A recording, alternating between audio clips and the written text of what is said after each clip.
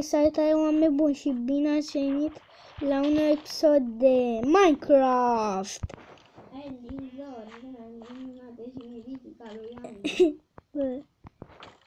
Bă!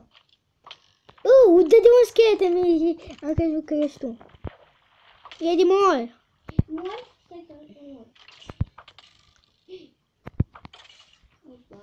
Tu mă fi pe tine, da. L-am omorât eu.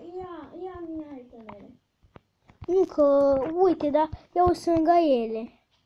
Uite acolo îs. Unde? Acolo unde? Da. Nu toate.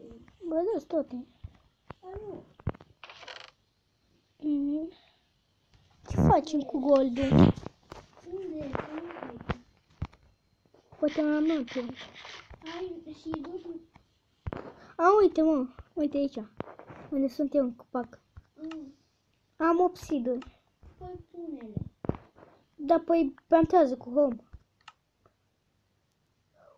Cu hău. Hai, plantează, mă, ca să pun. Plantează. Plantează. Plantează.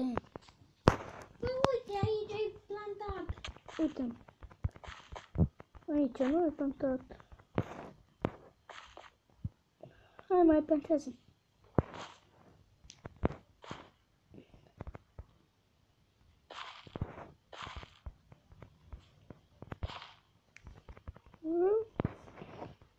Mai am una. Plantează și asta. Unde stau eu. Plantează și asta.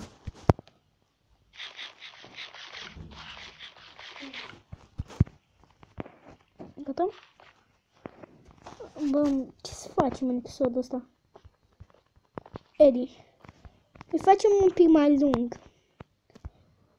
Și? Da, ce facem? Nu știu, dacă zi. De ce ar vrea să faci? Paturi. Da, să-i dai.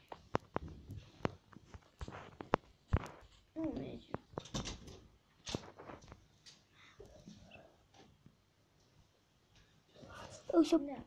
Să pus pauză. Ai pus pauză? Să pus. Stai că am pe multă memorie.